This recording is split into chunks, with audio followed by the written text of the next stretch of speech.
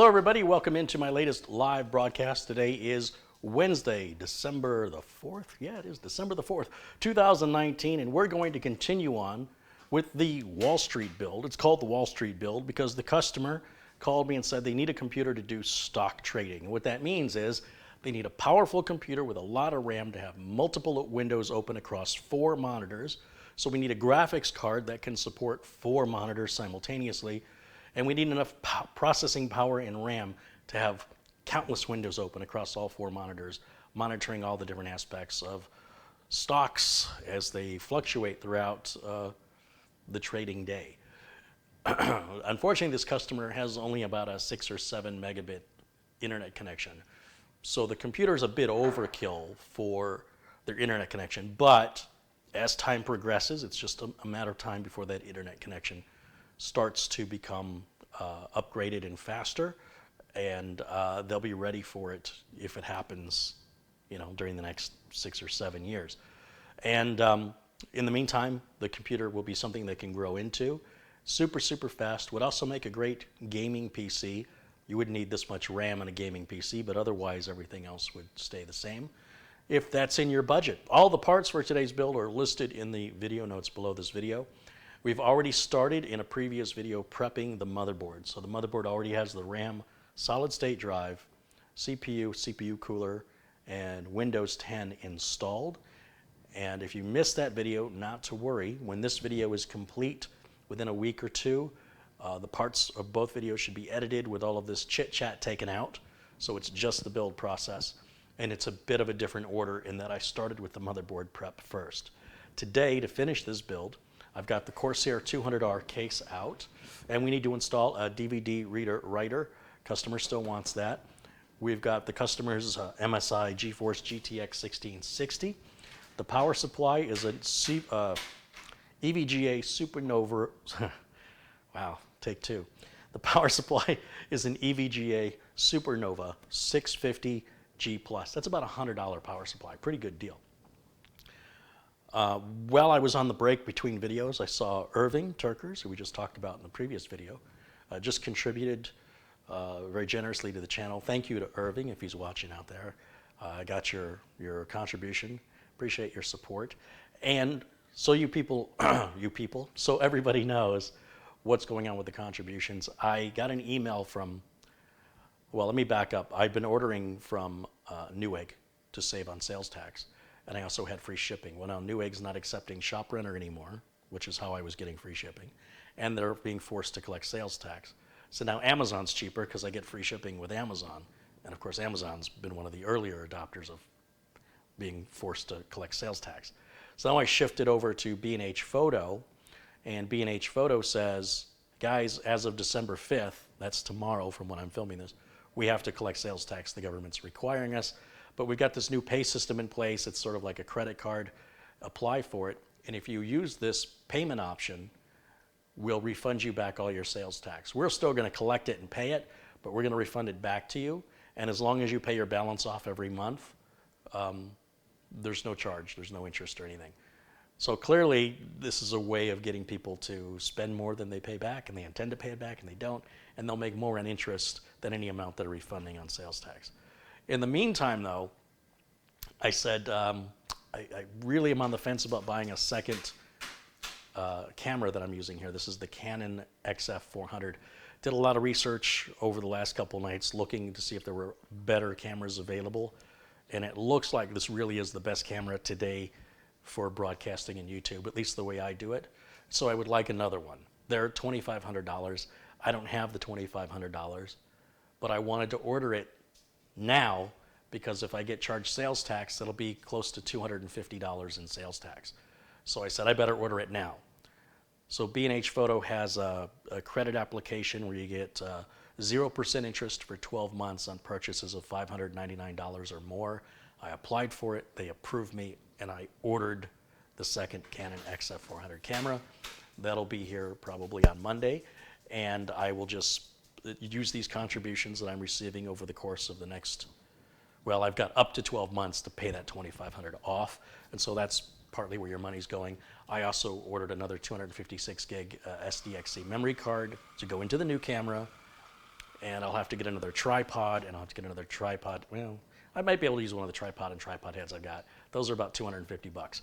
But in the meantime, and I went on Amazon and I bought some new cabling, both HDMI to HDMI and HDMI to micro HDMI, which is what these cameras use, and found the Amazon warehouse has a bunch of HDMI cables discounted. It's where apparently people don't know what they're ordering. They order the wrong cable. They send it back to Amazon, and then if you are looking for cables, check the Amazon warehouse, because oftentimes it's just people ordering the wrong cables and they send them back. There's nothing wrong with the cable. The box it comes in, like the cables I just recently ordered, come in a little cardboard box, and the sticker's cut because it's obviously a returned product. The cables are like brand new, and instead of paying $15 a piece, I paid like $6 a piece. So check that out. It's a good way to save some money on cabling. A couple other contributions came in. Jeremy Kramer's contributed $5. He says, here you go, have a Coke on me and keep up all the good work. Thomas Young contributed $2. He says, I love this show. It's #1. You guys rock. Thank you so much. Our friend of the channel here, Tony Wallows, contributed $2. Hey, Tony, good to see you, my friend. Stephen Bernstein, Mark Baggett, Josh McLeod, William Dawson, as well as Luke Greenia, and Tom Jackson, past me, watching us from Germany. John Paul Bacon, Robert Jones, Craig Lilly, Abdul Azim Patel, Gary Whitaker, Joseph Neal, Gil Garcia, Jesse Kirk, of course, Tim Burchard, Mark Baggett, Steve Larkin, Patrick Rusaw, Ascended, Alex McCullough, Mats Olaf Rickardson, Roosevelt, welcome, Stealth Mode, Neil Garrett, Samuel Ramos, Bob Wilson, welcome in everybody, Philip Musto, welcome in guys, Kevin Sears, Greg M, watching us in Canada, Carl Wilson, Mitch gets a new camera. Yeah, Mitch is going to have to exercise his arm because this camera is a bit bulkier, heftier. When I get the camera, I'll do a review on it so I can use the camera to film the review of the other. You need 2 cameras to film the review. So that's why I can't review the camera. I can't film the camera when I'm using the camera on the camera. Anyway, I'll do a review, just sort of an overview, really, of the Canon XF400, why I like it, what the appeal is. And yeah, we'll leave that at that. In the meantime, thanks for the contributions, everybody. Thanks for all your support. Let's get to work. Oh, Patrick Knowles just contributed £4.99. Says, keep it up. Hey, thank you, Patrick. And A. Reynolds has contributed $5. That's great. You know, these $5 contributions don't seem like much, but if enough people do that, if I get 10 of them, that's 50 bucks. If I get 100 of them, that's 500 bucks. And if I get 500 of them, that's enough to pay for the camera. And we've got 373 people watching live right now. Just saying. So anyway, that's where the contributions are going. I haven't bought my Tesla yet. When I buy my Tesla, you can say, I wonder where those contributions are going. Just investing in myself right now, investing in the channel, putting it all back into the channel. I really would like a 3rd camera, to be honest. I think the magic number is 3, center, left, and right. I'm not putting $7,500 in cameras and another $750 in tripods, even though I already have the tripods. I'm just saying it adds up. And before you know it, I got a $20,000 setup in my kitchen and living alone. Ascendance contributed £2. Hey, thank you guys. Do know I don't get all that money. When you guys contribute here through YouTube Super Chat, YouTube collects 30% of it for themselves. If you contribute using the PayPal link, which is in the video notes below the video, which is basically you go to tech-vets.com and hit that donate button in the top right corner, PayPal takes 3% versus 30% on YouTube. PayPal gives me your contribution right away. YouTube makes me wait a month to 45, 60 days before I see it. So I gladly am appreciative of any contribution of any amount given in any way, but your contribution goes further.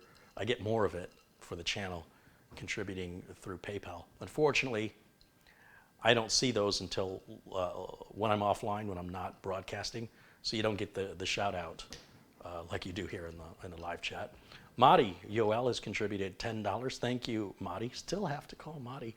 Also, during the break between videos, I got an email from Intel with my RMA instructions and RMA number, so I can get that CPU boxed up tonight, and I'll mail it off tomorrow. I don't know if I'm going to have time to do a live broadcast tomorrow. I will try, with another new build scheduled for Friday. Tomorrow I may end up just doing the cable management on this, getting it boxed up and taking it over to FedEx, getting a haircut, shipping the CPU. By the time I get done with all those errands, it may be too late to film. But Friday, starting a new build again. That should be, I hope, Mike Smith's computer that we're going to build then. So lots of stuff going on. Still have 3 more builds after that I've got to get to. And I still have to talk to Marty about what he wants to do. He wants another one. So I'm just trying to push these out as quickly as I can, but always maintaining a super level of thoroughness and quality and attention to detail. So if it takes a little longer to get it right, then so be it.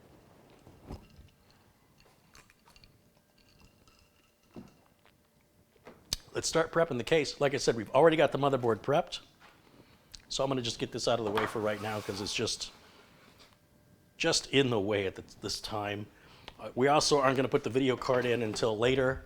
So let's get that out of the way. Let's keep our counter space as clear as we can get it so we don't knock anything over or damage anything. Adam Burdick's contributed $5. He says, keep these great videos coming. Always worth watching. Right on, Adam. Thank you. Documentation. All right, time to prep.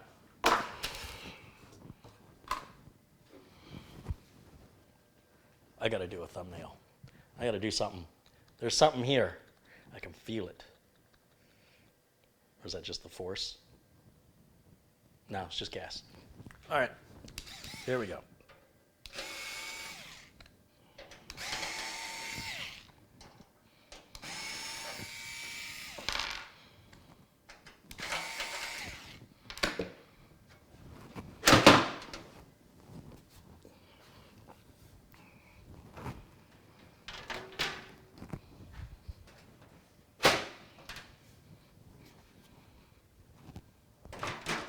Same thing you see me do a million times before.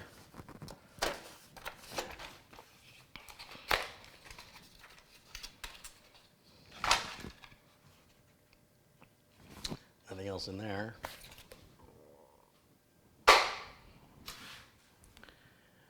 Put the optical drive in here. Get that out of the way. When you buy these OEM optical drives, there's no packaging. Some people might be under the impression they think it's used or something. It's not. It's just a standard. I thought this was an ASUS optical drive. Might have to change the listing here. Yeah, it is ASUS. Usually it says ASUS on the front. But anyway, it comes with software I don't recommend you use. And we're going to just put that just like that. And we'll use a couple of screws here to secure it. If I wasn't shipping this computer, and this computer's going far, this thing's going all the way to Maine.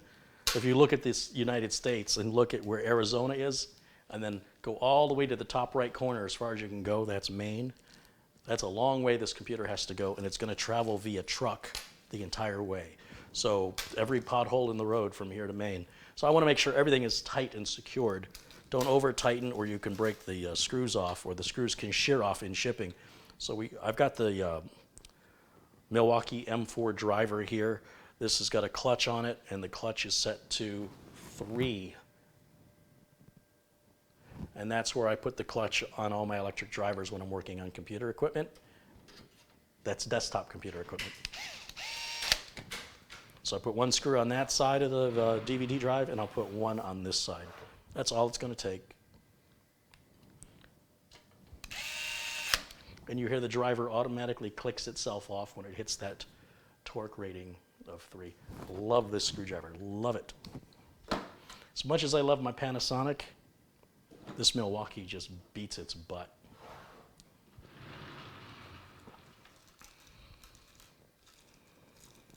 I'm going to put the rest of these screws away because we're going to maybe need them later. If not, the customer is going to get all the spare parts here, because if the customer needs to repair, upgrade, or otherwise work on the machine, they're going to need to have the screws. And so all the spare parts for everything we're not using will go in the motherboard box, along with all the documentation you see me throw on the floor. That's just a gag. I pick all that up, make sure it's all nice and clean, get the dog hair off of it, and it goes into the motherboard box for reference material for the customer.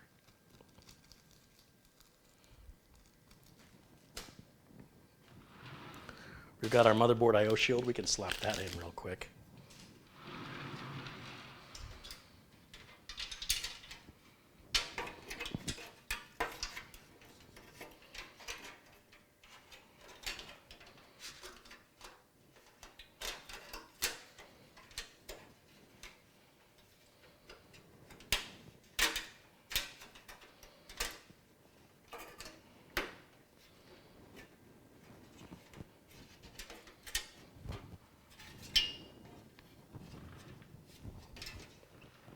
I try and figure out a place where I can stand where you guys can see. And I apologize sometimes that my back blocks your view, but it can be difficult if you've never built a computer before, especially, to do something at an awkward angle or with your non-dominant hand, which I often have to do to get the view for you guys. And sometimes it's just not, I just can't do it. So I just get the work done, and then you sort of have the before shot and the after shot. I try and bring in guests to grab a camera. Mitch will do it. Rich Robbins has offered to do it. To bring in a camera person from time to time that can move around me. This won't be one of those videos today, but I did bring out the overhead camera for the motherboard build, which is a great angle for that particular part of the build. Doesn't really help us here today.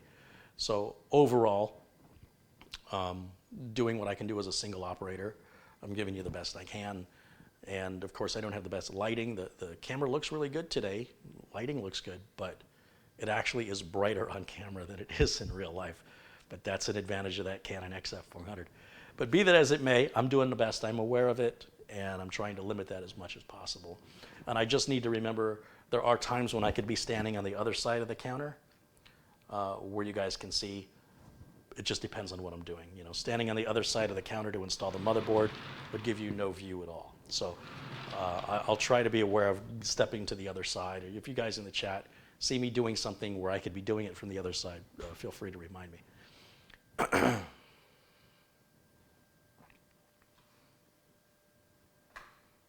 Wonder Woman says, send me a plane ticket from New Jersey to your location and I'll be happy to hold the camera for you. That's my line. People go, will you build a computer for me in England? Send me to England. I'm not shipping a computer there, but you can ship me there and we'll build it together at your place. Buy me the plane ticket. Let's go. The Surly Sasquatch has contributed $5. Hey, thank you, Surly.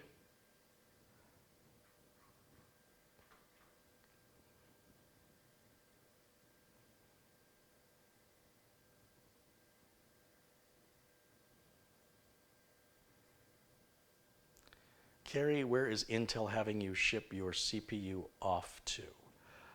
Oh, I don't remember. I have to look at the email again. Abdul Azim Patel's contributed $5. He goes, please check your PayPal donation with message after the stream. Right on. Well, thank you very much. How about adding a second camera on the right with a diagonal view? We've tried that in the past. It didn't really, you've seen that in some past videos. It ends up often getting in my way, but certainly something I can consider in future videos where that would be viable. It won't be today.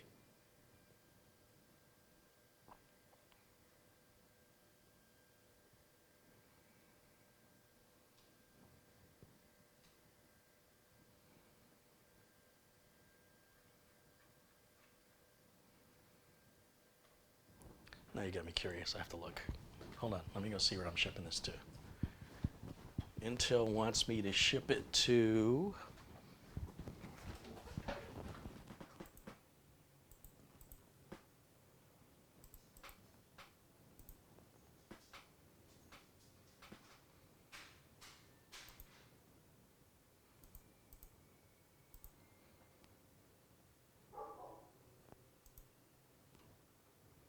it's going to Louisville, Kentucky.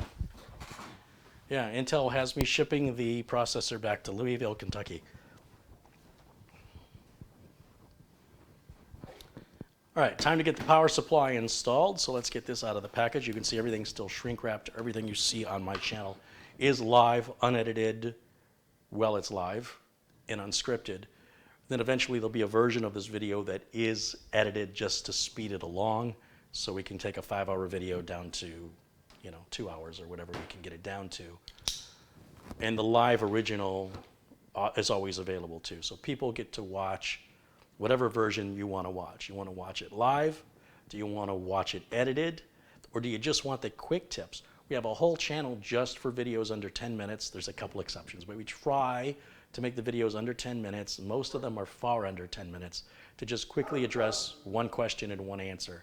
So we're trying to appeal to everybody, those who want to hang out with me in the kitchen, those who just want the education without hanging out, and those who just want the quick tip and be on their way. So if you haven't subscribed to my Quick Tips channel, please do so.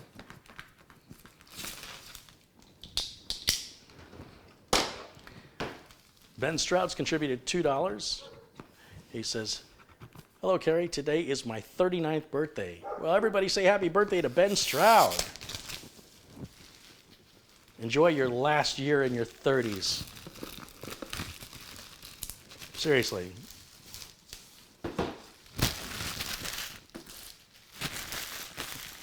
Matt Foster's contributed 10 pounds. He says, I've got an issue with Windows 10 1909. It's a laptop with 8 gigs of RAM and a 1 terabyte hard drive. And at a random moment during the day, my laptop will lose access to websites with Google Chrome saying waiting for cache. Computer then locks up totally. I can't tell you off the top of my head, that's not a problem I've ever heard of before. Obviously, you can clear the cache on Google Chrome. You can uninstall Google Chrome after clearing the cache if that doesn't work. Completely uninstall it, and then reinstall Google Chrome. And make sure you run Storage Sense and clear out all your temp files. That's an option built into Windows 10 we've discussed. And check and see if the action happens in Firefox or another browser. Thomas Young has contributed $2. He says, here's another $2. Right on, Thomas, thank you. Every time I put this knife back, I have to get it back out because I have some tape I've got to cut.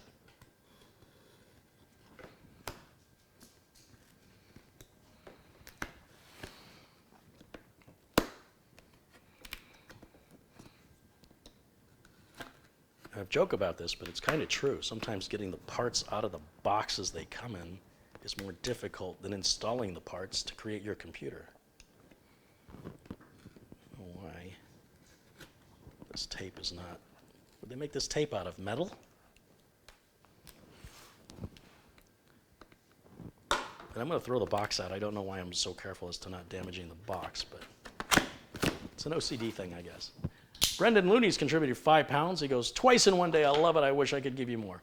Look, anything at all is appreciated. Again, it all adds up. With the number of viewers we've got, 591 watching live now. Don't feel bad about any contribution. I appreciate all of them, and they do add up. And like I said, it's all going back into the channel for more cameras and things like that. And hopefully results in more content and better quality video and audio so you guys get a clearer understanding and view of what I'm doing. So thank you for being a part of the community and being a supportive part of the community at that. And Jesse Kirks just contributed $5. He says live is, whoops, just scrolled away. I'm talking too much. Live is absolutely the best, the only version with interaction. Yeah, well, look, I love the interaction, me personally, but I also understand other people have other reasons for liking what they like. So just trying to please everybody. Even though you can't do it, I'm going to try anyway. Let's get the power supply out of the box.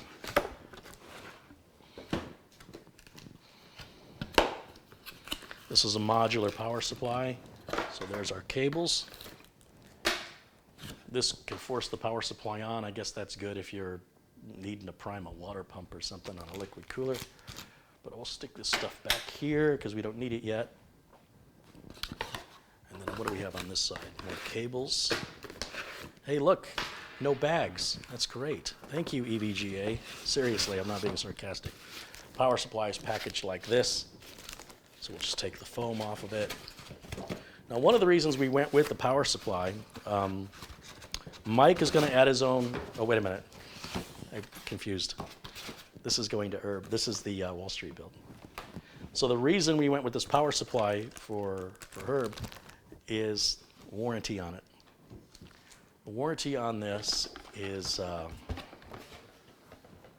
on, where is it? You're gonna make me look it up. Well, I'm sure somebody in chat will let me know. I think it's 7 years, or it might be 10 years. It's a really good warranty on this power supply. Hey, Lyle. Lyle. You want a box? Lyle. Lyle's got nothing to do with me today.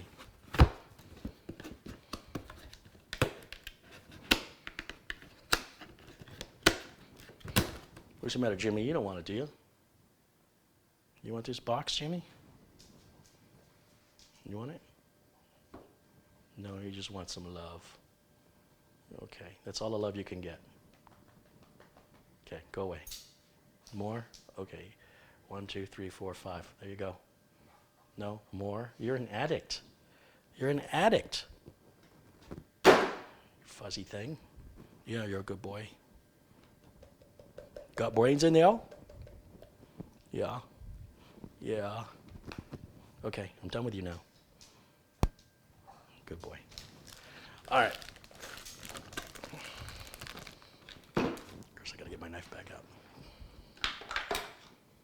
Yeah, I got some small scissors. I'll use these.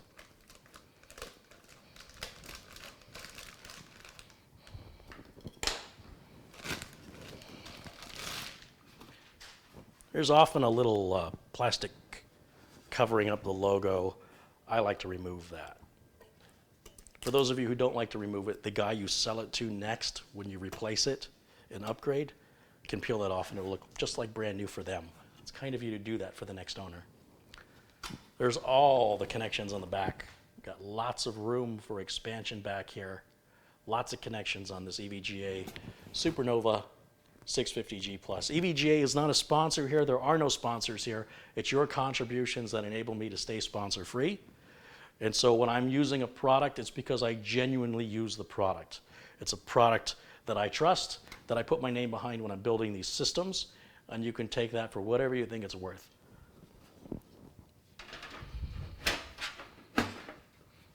Slide that in, slide it back. Were there no screws? Was there no bag of screws in that box? I just realized. That's odd.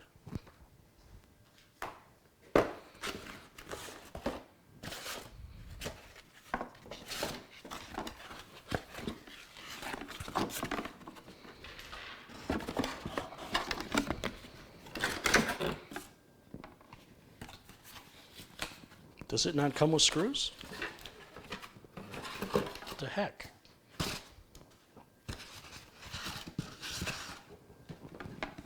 Sometimes they're taped to the inside. I do not see. Maybe they're in the power supply bag, or power cable bag, or power supply, power on bag. Yeah, they are. And unfortunately, they're silver. They're not going to match the case.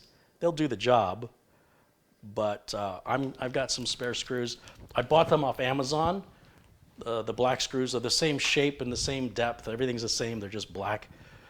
And you buy a bag of 50 of them for like $6 or something. They're really cheap. And the link to it is in the video notes. You'll see my Amazon store. And in the Amazon store, you'll find, my screwdriver, that Lazy Susan turntable thing I use, in this bag of screws, which I've barely used. These are the ones I got off Amazon, the exact ones that are in the Amazon store. If you want to use the exact same things, we're going to grab 4 of these. Doesn't even look like I've used any. Maybe there's more than 50 in here. I don't know. But they're cheap. And the screws that come with the case, they don't give us this style. I just like this style of screw. I don't know how well you can see that. Come on, focus. There it is.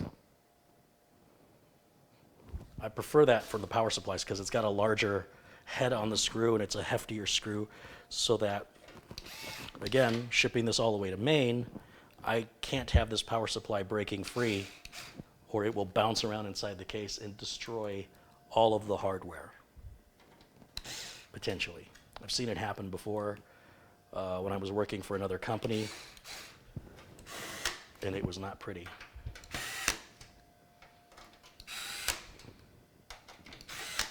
Now, because that's still set to a torque setting of 3, I like to lock the screwdriver so I can turn it like a manual driver and just give these another quarter turn. I want them a little tighter than everything else, but again, not too tight. If you over tighten, what can happen is as the computer's bouncing around in transportation, they can shear off. So it's just something you kind of get to know by feel. So that's our power supply installed. And let me move some of this stuff out of the way because we don't need any of this. We are going to need the motherboard mounting screws.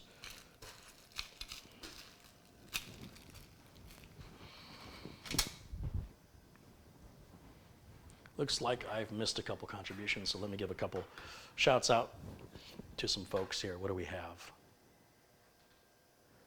DHR Street Speed has contributed $49.99, just like the day before. Says, love the dogs. Hey, thank you so much. A very generous contribution. I appreciate that very much. Ben DeCour's contributed $4.99. He says, hey, Carey and chat. I hope everyone is doing well. Austin Davert, our good friend Austin, is there, contributes $5. He says, hey, Carey, I hope you're doing great. I miss you, buddy. Be glad that you're not in Michigan right now. It's getting colder outside. I wish I was in Michigan right now. I'm practically sweating over here. Bring it, Austin. Bring it. And furthermore, cool people like you live there. And that just warms me up regardless of the weather. Al Perez contributed $2. He says, thank you for the live stream. Thank you for the contribution. So thanks to all of you. And Jason Bam has contributed $4.99. He says, I always enjoy watching your builds, Carey, especially at work. Right on. Let's make Jason a moderator. Everybody else who's contributed should be moderators.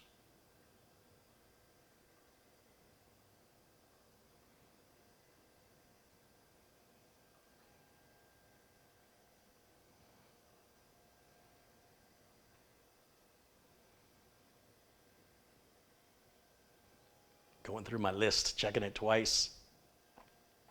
Yeah, everybody looks good. Okay, so where was I? Power supply is installed. I get this documentation and this documentation, and we'll just set this stuff over here. Again, all this will go into the motherboard box later. Just leave it out now. We'll use the zip ties later. Graphics card we'll use later. It's time to install the motherboard. Now, because this power supply is modular, you know, we always have that issue on these boards using the big coolers like this, these big tower coolers, can often interfere with accessing this top power connector right here. Because the top of the case is right here, and to get your hands in there, it can be quite difficult. And what you've been seeing me do in the past is leaving the top heatsink off until I wire that. But in this case, I don't have to do that because I can go ahead and plug the cable in now.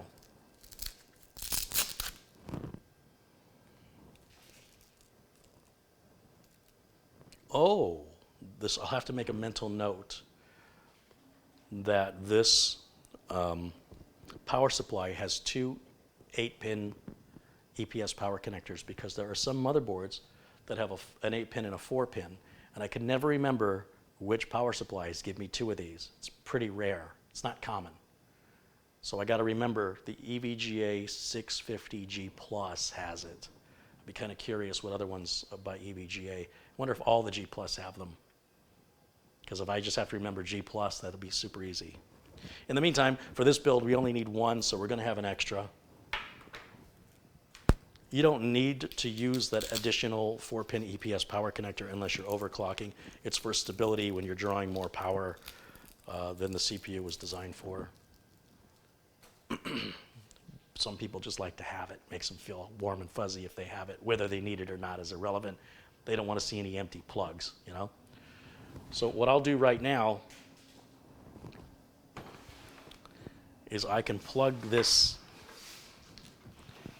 EPS power connector on.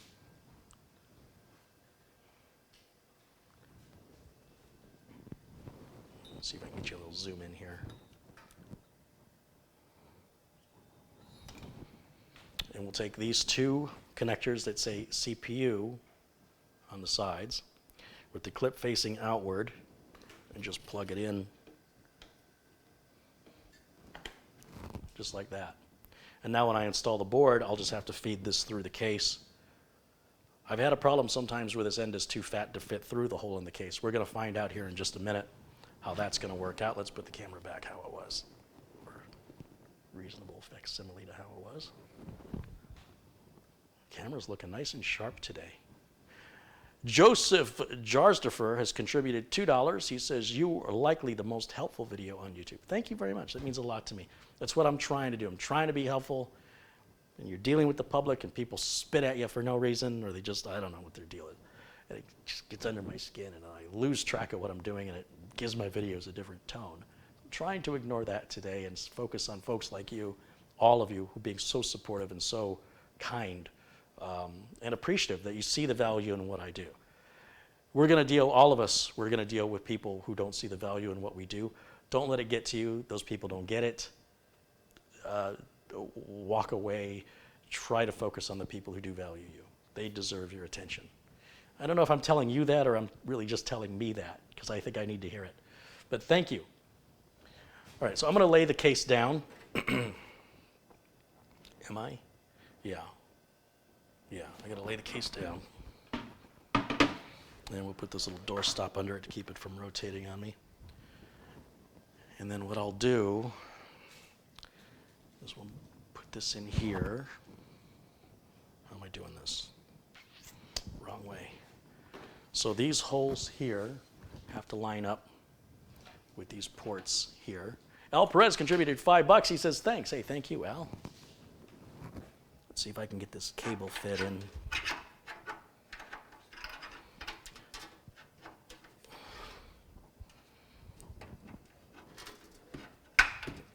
Come on. Work with me. There's a hole back here at the top left of the case, and it's just narrow enough that sometimes you have to only plug in the end that goes in the motherboard because it splits and it's easier to get these smaller ends in to the hole. So we'll feed it in here first. See, that went in a lot easier. And I'll pull it through as much as possible to give me as much slack as I can get. This takes a little coordination and a little patience, but what I want to do is plug that back in here while I'm holding the board because I don't want to pull the cable too far. In fact, let's put this on here to help rest it because that's heavy. It starts to get heavy after a while. And now let's plug this connector right back where it was. 1 and 2 right there. And then I'm going to have to get to that fan connector a little later, but I'll use the forceps that one of my viewers sent me. That works really well to get into that real narrow, tight spot. The top of the case is going to be right here. And I need to get the rear case fan plugged in right there. I don't have to. I could plug the rear case fan into any place else, but for the best cable management, it looks best, in my opinion, using that connector, which, with this heatsink in the way, is almost impossible to use with your bare hands. You have to use some kind of a long nose, needle nose pliers or forceps. But it's pretty painless with the right tools. All right, now,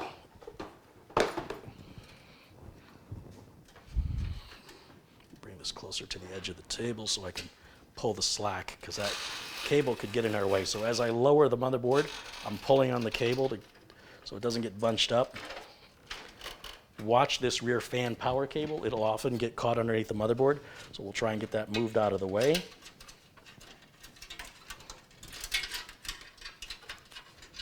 If it really gets in your way, it's just 4 screws to take the fan out, finish what you're doing, and put it back in. It takes no time at all. And we're going to slide the motherboard into position. We're going to line up these ports with the holes. Make sure the audio ports and everything are coming through the holes cleanly. And as long as they are, now I'm going to push the board towards the camera, and it's going to seat down. Perfect. And I'm going to use those screws that I have out right here, and we're going to secure that motherboard into position.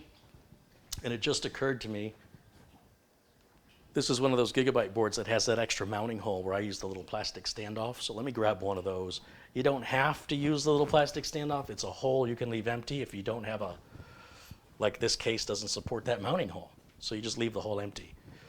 I got a problem with that because I have these little plastic motherboard standoffs from the 1990s. This is what we used back then to install motherboards back in the day.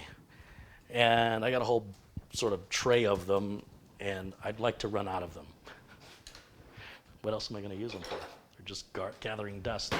But these little standoffs are about 30 years old. They've just been sitting in a drawer. And so what I do is I cut the little nub off of it right here. Cut that off. And now you see it's got a little flat bottom. So we're going to plug that into the hole in the motherboard mounting hole that we're not using. And that's going to allow the motherboard to rest against the back of the case. Give it a little extra support. Again, it's not a requirement. It's something I do because I can. So in order to do this now, I've got to pull the board slightly out. Heck, let's just take it out so you can see what I'm doing. And that's going to go, there's this hole right back here, the very last one. There's no other holes that line up at the top or bottom versus the other holes there are. So now we can put that back in. Once more, watch all your cables, pull the slack here again. Rear case fan cable's in the way. Let's get that out of the way. Just repeat this whole thing again. Kind of send it down gently so I can guide these ports through their holes.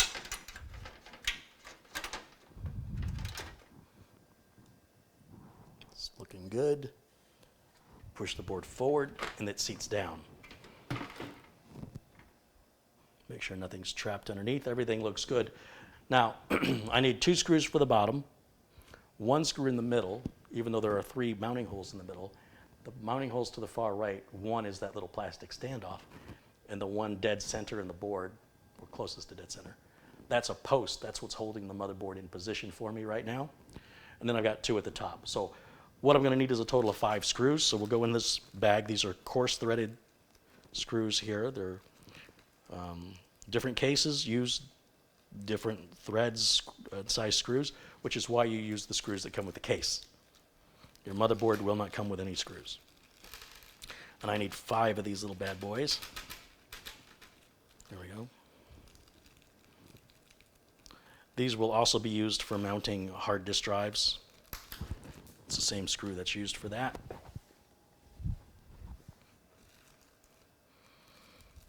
This customer will not have any hard disk drives. All right, there's my 5 screws and my driver. Normally, especially if you're a first-time builder, I'm going to recommend you turn all these screws by hand into mounting the motherboard because it's easy to damage. If you cross-thread, it's easy to cross-thread. If you're very comfortable with your electronic driver and you feel like you can feel it when it cross-threads and things, use your own discretion, but I advise against it if you're still considered a newbie builder. Just turn the driver with your hands.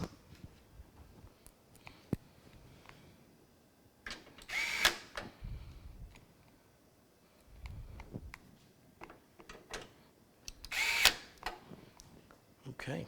I can pick this up and show you what it looks like now.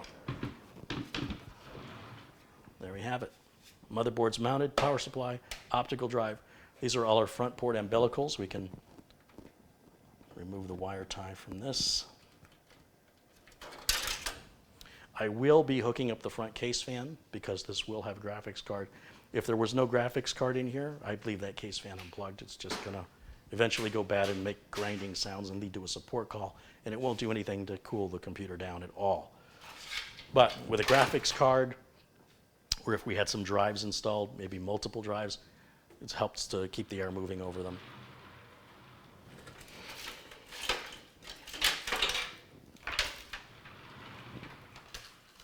Did this motherboard come with the G connector?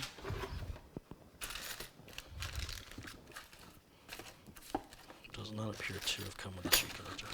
So the G connector is a neat little thing that allows you to take your hard drive LED, power switch, and reset switch and put them all in one connector.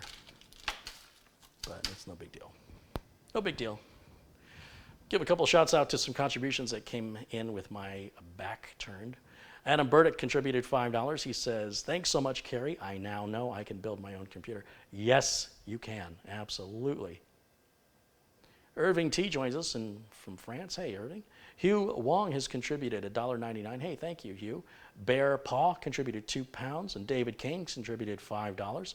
He says, great build, Carey. I saw your video on Thready earlier. A double dose of Carey. The PC gods are shining on us today. Peter Vigian has contributed £5. He says, it's great watching you work and enjoying it. Have a Coke on me in the UK. Hugh Wong has contributed $2. He says, yay, a build. Go Carey. All right, right on. Thanks, you guys. Thanks for all the support and your kind words. Michael Martin contributed £3. He says, hello again, Carey. Great watching you build this. Hey, thank you, Michael. Past Me has contributed €2, and he said he sent €5 via PayPal. Wonderful. Thank you guys so much. We have 731 people watching live. Where are you watching me from? What country are you in, or what state are you in? Throw it in the chat. Let me know. In the meantime, while you guys do that, I'm going to just run a little cable stuff through here. Let's see. Let's get these front port umbilicals hooked up. I'm not going to go through all of the vocalization of what I'm doing because it's all pretty standard by now, and I have other videos that detail it, and it really slows me down. So I need a flashlight and my glasses so I can see. Everything's real fine print here, and it is a bit dark. The more light you've got, the better when you're building, especially when you get to this point. So these are the front LEDs and switches. There's only 4 of them, and we deal with them one at a time. Before you know it, it's nowhere near as intimidating as it looks.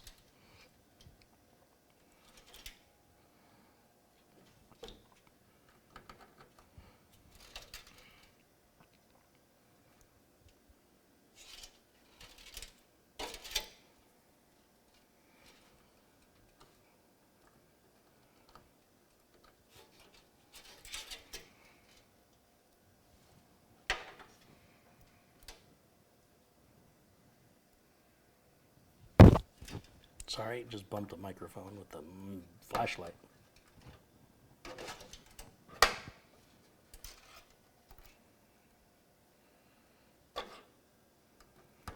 So that's the power switch, reset switch, hard drive LED, and power LED all hooked up right there. Piece of cake, easy peasy.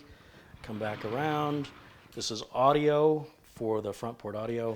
That's going to go all the way into this back corner, and it can be a pain in the rear end to try and hide this cable. Some power supplies aren't as long as this one, and we can kind of squeeze it in the gap. But here, this is about as far as I can get. So I will bring that in. We'll run it across the bottom. That's why it kind of sucks to hide it. But again, there's no window on this case. Nobody's going to see it. There's a little pin that's blocked, and that prevents you from installing this the wrong way around. So with the lettering facing down on this particular board with this case, that connection just gets pushed on, kind of wiggled on. And then there's just one more back here, and that's the USB 3.0 connector. It's very different looking than any of the other cables. And some motherboards have 2 USB 3 connectors. We've got one here. Sometimes there's one down here, but it looks like this board it only has the one, which is fine because that's all we need. And this is another one of these connectors that's got a little notch on it. You can only plug it in one way, and it clicks into position once you get it plugged in. Let's bring it in down here. Turn it around the right way. Line it up, kind of give it a little bit of a wiggle and a push at the same time, and it locks in. Beautiful. We still have the big 24-pin connector to hook up on the motherboard, so we look at all the spare cables here. These are for a video card. We're going to need that later. SATA cables. Here we go. So in this bundle is our big, I don't know why you would need that. This is the one we need right here. The split end is the end that goes into the back of the power supply. The power supply has only 2 sockets that look like this, one of each. You can't get it wrong. There's no place else you can plug them in.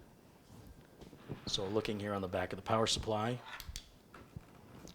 they're the closest to the edge of the case and the bottom, so they only go in one direction. So those 2 go just like this. See that? I don't know how well you can see that. Right down there. Then we're going to run this cable right out the back. You don't have to, but if you want your system to look nice and clean, you want to be able to show it off and say, look what I did. People are really impressed when they can't see the cables. It's funny, because when you have a big mess of cables, it looks complicated, like somebody must really know what they're doing. But when you open up the case and you just see a motherboard, you don't see any cables, people are really impressed.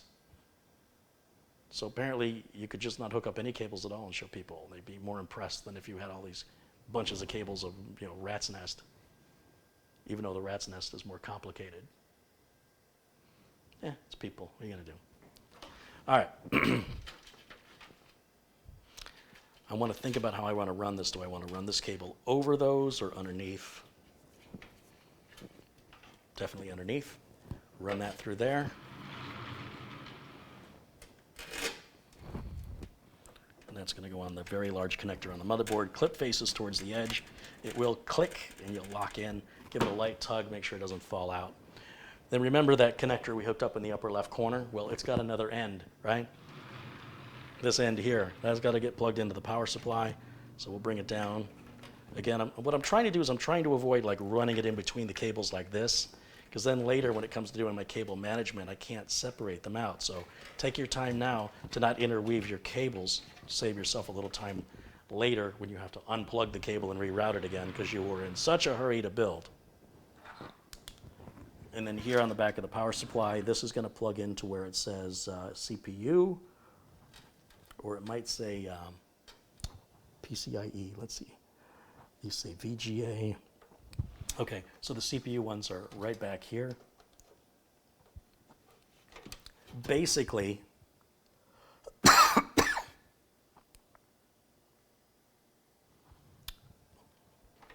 if the plug fits into the back of the power supply, you've probably got it in the right place. Even though it says VGA on these, it would probably do the CPU as well, but I don't even want to experiment with it. I'm going to plug the CPU in where the CPU goes. But if it was critical, the plug would be different, and it wouldn't allow you to plug it in.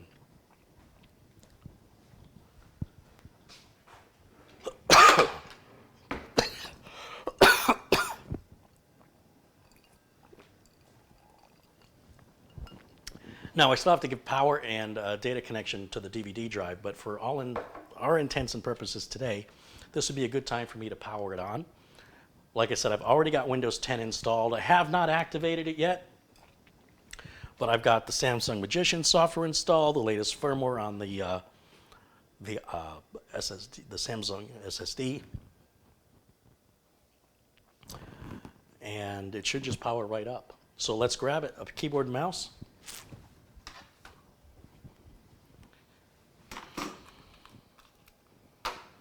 Right there. Ooh, well, I got a problem.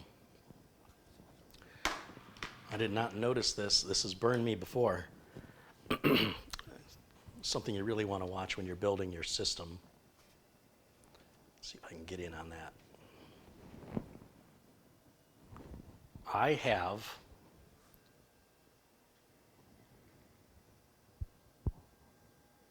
it's really hard for me to even see it. At the top of this USB port, there's a piece of metal, and it's partially blocking the USB port. This little piece of metal that's part of this backplate has to sit on top. You should not see it. You see it kind of looks like a little loop right here. You should not visually see this. Now, you can handle this two different ways. The right way would be to take the motherboard screws out, back the board out, and bend that piece up with your finger.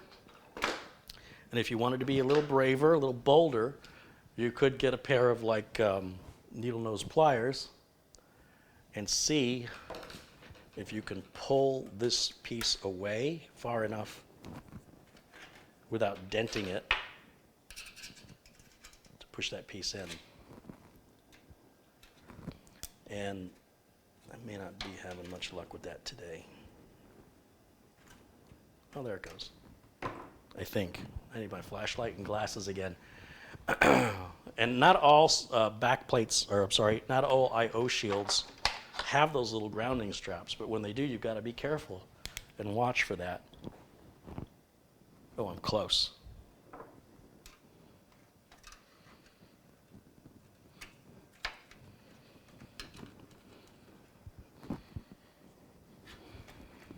Much better.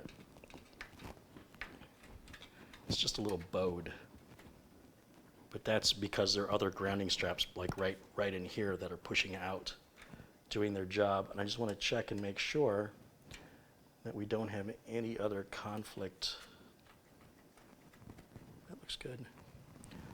So yeah, you can sort of take that shortcut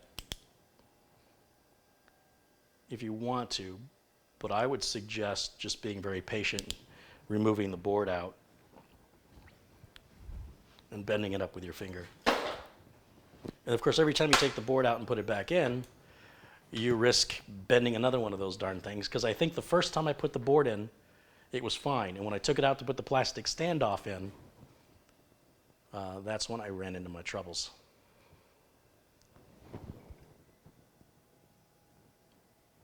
We can watch the video back and see, but I'm pretty sure that's what happened.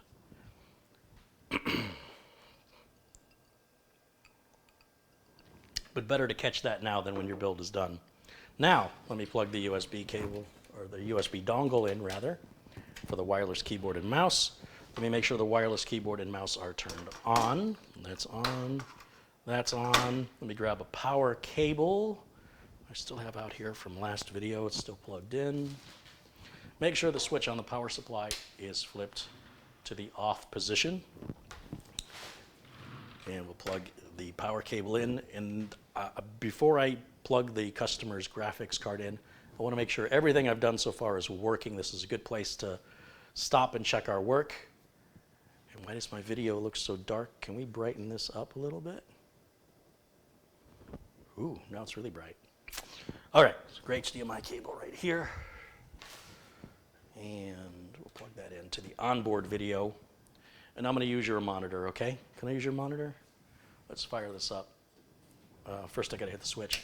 Now let's fire it up. There we go. Fan is turning. Let's go to video input 2. Here we go. That is a fast boot. I mean, that's booting faster than Thready by far.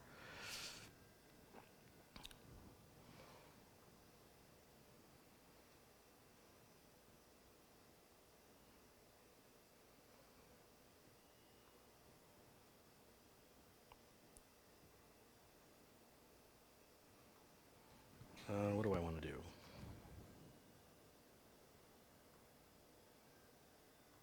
Samsung Magician software trying to communicate with the internet. That's not going to happen just yet.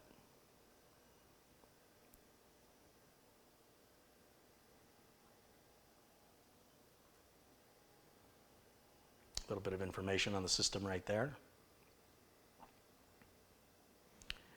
Now, let's do a reboot. Let's see how long a reboot takes. Well, it's doing something. It doesn't count.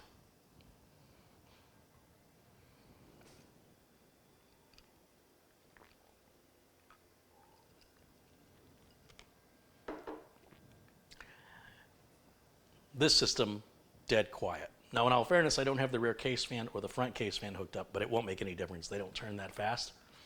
And if there's going to be any noise coming out of this, it may be if the graphics card gets pushed really hard.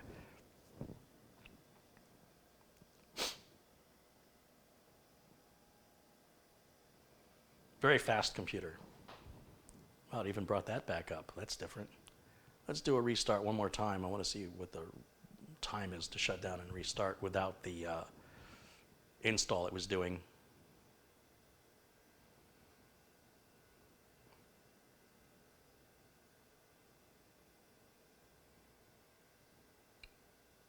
Yeah, I could totally live with that myself. I would be happy if that was me. And then just so you can see what the system looks like running, we'll switch back over to camera 1. And you'll see we've got little LED running down the side. You'll see the CPU fan is turning. Everything looks happy. I can check the front and make sure that the power LED and the hard drive LED are hooked up correctly. And that's super easy to check. You just want to see if the power LED should be on steady and the hard drive LED should blink when there's access to the drive. So that means we hooked up the LEDs correctly. Perfect. Now from this point, we can go ahead and shut it down. So we'll go back to camera 2. And we'll close this and close this. And that error message will go away when I hook up internet. Wow, that's a quick shutdown, folks. Now I can put the graphics card in. I can also hook this fan up. I don't want to hook the fan up yet. I want to cable manage it. And then I'll grab the force up. So I'll do that off camera. I'll do the same. This front fan will go, there's a fan header right there. And then I got to get the wire ties and, not the wire ties, the nylon zip ties and clean up the cabling. Oh, and add power and data to the DVD drive. So very minor little things remain, but let's go ahead and put the graphics card in and we can run some tests. Because everything else is aesthetics at this point. The DVD drive I'm not worried about because they're super simple. Nothing I have to really worry about testing.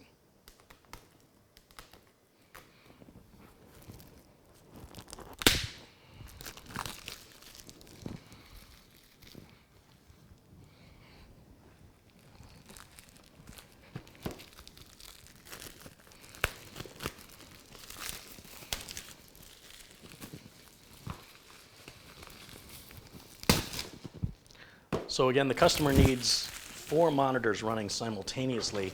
We needed a graphics card that was going to be powerful enough to run all 4 monitors. I suppose in theory we could have run 2 monitors off of a discrete graphics card and 2 off the motherboard. However, it just keeps life a lot easier if you have it all plugged into one graphics card, especially when it comes to trying to figure out which monitor is plugged in where. You know, it just keeps things simpler. So this is a GeForce GTX 1060. This is the Ventus XS OC edition from MSI. This was selected by the customer for its price. It was the cheapest 1660. I normally would recommend an EVGA of the same card. The customer wanted this. This is fine. There won't be any problems. I'm sure it'll be just fine. Magne Johansson's contributed 50 Norwegian krona, and he says, impressing. Nice, thank you. Just put that over there. You want that? My eye. All right, got some documentation, which I'm sure is very useful, and an advertisement, which won't go away. Typical advertisement. This card is nowhere near as big as some of the other cards you've seen me install. Where's my scissors?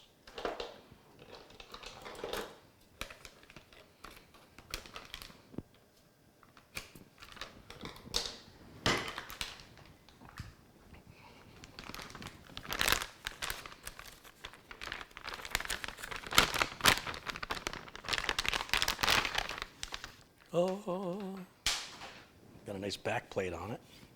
Didn't realize it had a back plate. I like that. Got one power connector here, an 8-pin. I don't see any plastic to remove. Everything looks clean.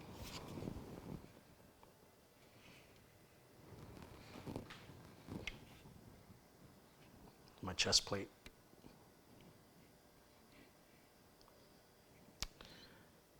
There's a little cover protecting the PCI connector. Get rid of that.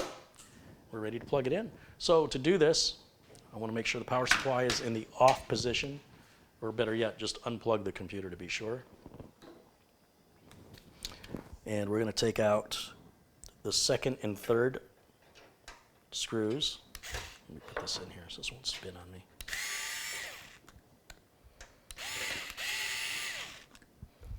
For some reason, the rest of these they're not shipping with them tightened. So I have to just go through and tighten all of these. I don't know why Corsair started doing that or when, but I hate the idea of shipping this with a loose screw. So don't just assume that it came from the factory tight. It looks that way until you got to actually tighten them, and they move, and you're like, oh, geez, that was loose. These are the little PCI slot covers. We're going to keep these. They'll go in the motherboard box in case the customer might need it in the future. We've got a little HDMI plug here. The rest are display port. So I'm going to take this little HDMI plug out right now, and I'm going to plug it into the motherboard so my customer doesn't use it and go, hey, how come my frame rates are so low? So we'll plug that little plug up here, and that just kind of tells the customer don't use that. Make sure the little latch is in the open position. Always want to install your graphics card on the topmost PCI Express slot for performance. That's installed. We'll secure it back into place. There's one. There's two. And then looking back at our pile of cables, we want the VGA cables. We just need one. This gives us plenty. This lets us run 2 graphics cards if we wanted to. Ooh, and I like that they give us with 1 connector. That's nice. Most of the time, the power for video cards has 2 connectors in case your GPU requires 2 power connectors. And then it kind of is a pain to cable manage that because the cable's split into another plug. So this is going to make the cabling look a lot cleaner. And we can just plug this in with the connector facing up. The clip facing up is what I mean to say. Because I can tell by looking at the graphics card, there's a little notch cut out. And that'll go right on there, and it clicks right in. And then we can run this, we can decide if we want to go down, or if we just want to bunch it up. I don't know which is going to look better. And in the meantime, it'll go back here on the back of the power supply where it says VGA.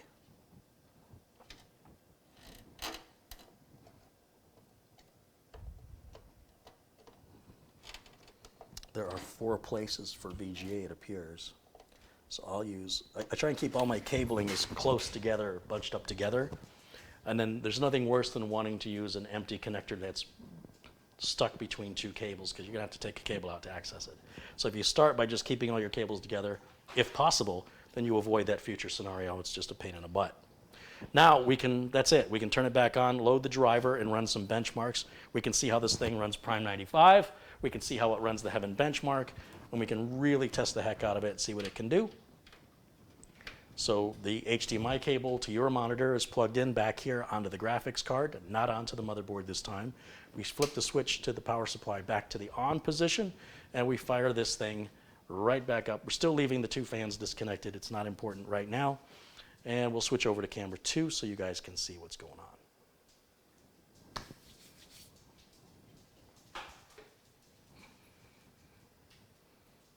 We're going to give this a minute to automatically detect the graphics card, and you'll see the screen will go black for a second, and all the icons are going to get smaller once the driver's put on.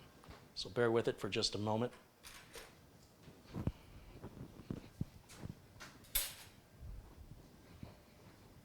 Oh, I probably have to plug an internet connection into it for it to grab the driver. I just realized that. Let me grab an Ethernet cable and we'll give it internet access.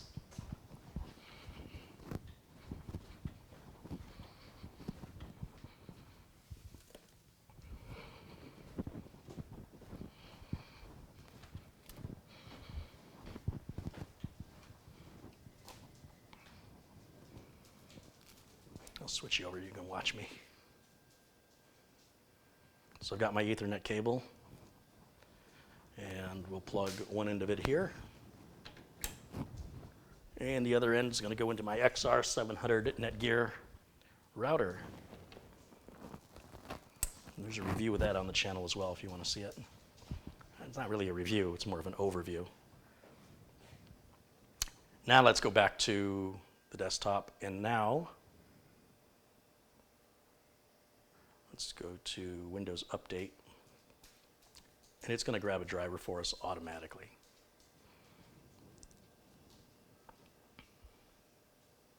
See there?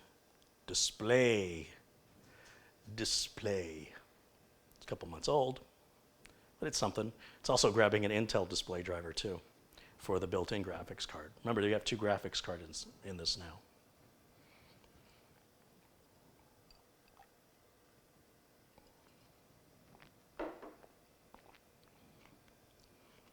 And then I'll update it.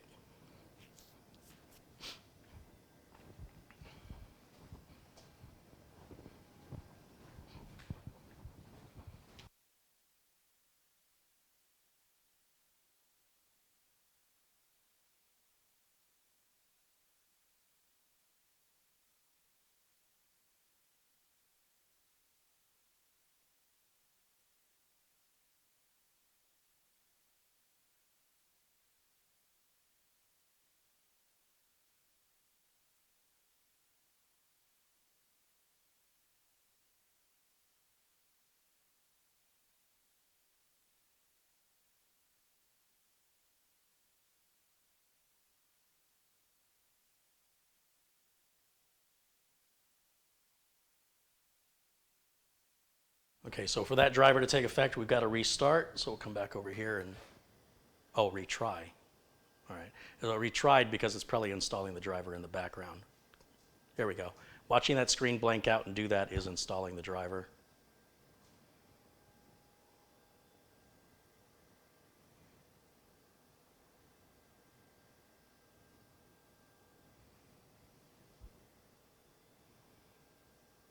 System's dead silent, absolutely dead silent. Love it. Guess I can put my screwdriver away while I'm waiting.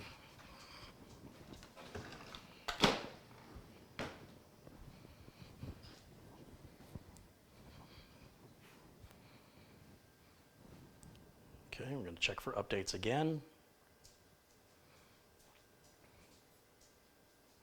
Perfect. I'm going to reboot for these updates to take effect. So we'll do a quick restart.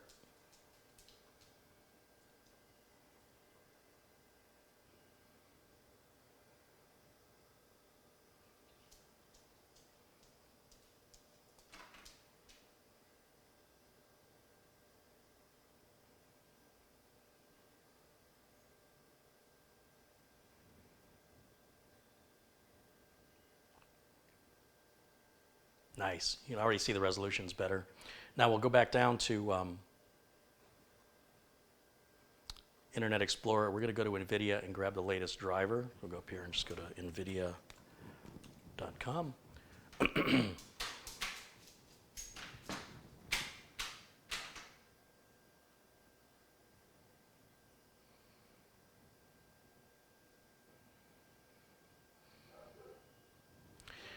And under drivers, we'll go, well, first of all, let's get rid of this. No thanks. Drivers, GeForce drivers.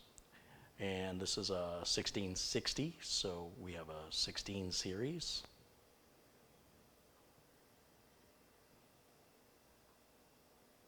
I don't think any of this really matters. I think all of that's the same driver, standard, that should all be fine. There's our driver right there, 441.41, which was released on November the 26th.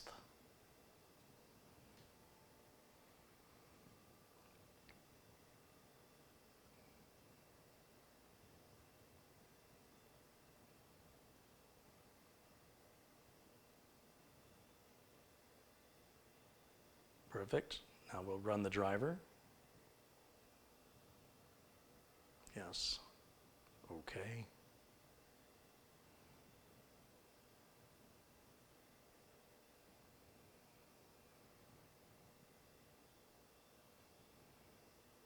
I'm keeping the driver window open in case it tells me it doesn't want the standard driver. If it kicks out, and I got to grab the DCH driver. I can never tell which one it's going to take.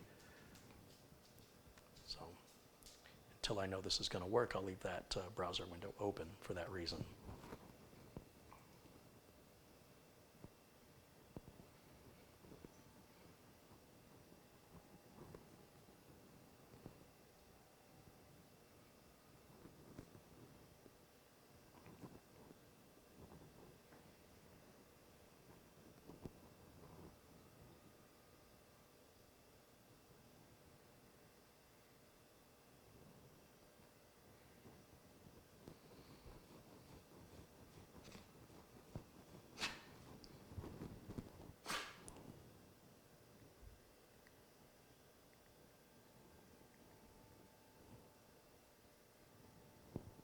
Yeah, all right, so it wants the DCH driver instead, so we'll just hit the back button.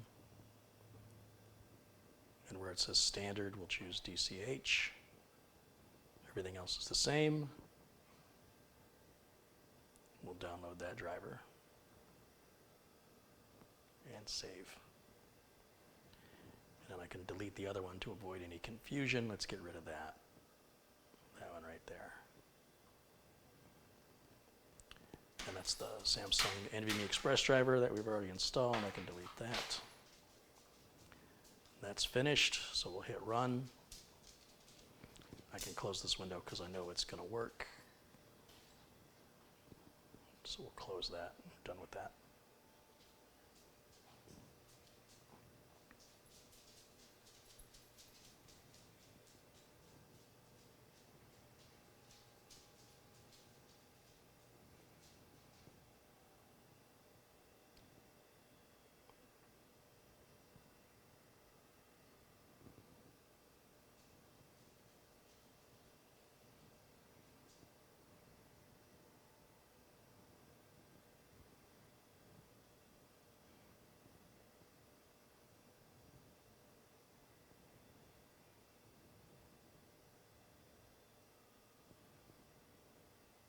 Agree and continue. Next. Here we go. Now we're installing. I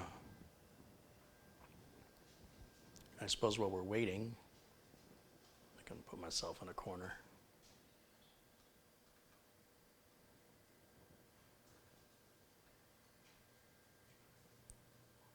Just moved the wrong window. Bear with me for a second. I'm going to correct it. OBS is very literal. There we go. We'll watch that together. All right.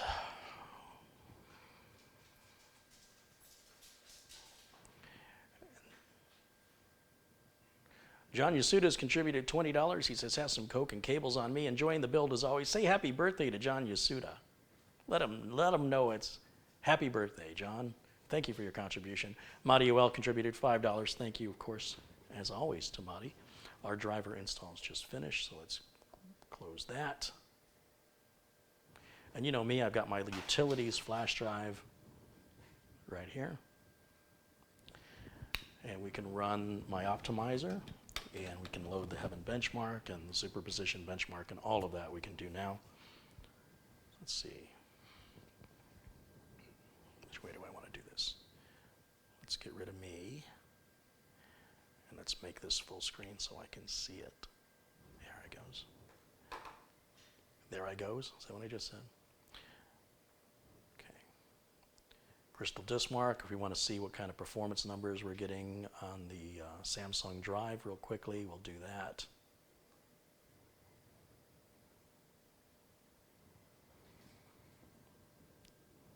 All the parts used in this build are listed in the video notes below the video. So 3502, that's about as fast as you can go with PCI Express 3.0 times 4. That's pretty much it. That's your limit. So give or take, you know, pretty much 3600 is the maximum. So adding any more drives or RAID configuration in this type of a CPU, which is socket 1151 or socket AM4, only actually slows you down. It makes you slower. It adds latency. Those numbers are very impressive. I mean, that's pretty much it. You just saturate the bus, fill it with as much as it can take, and then there's nothing to upgrade to later other than replacing your motherboard and your storage device. Those are paired together really well.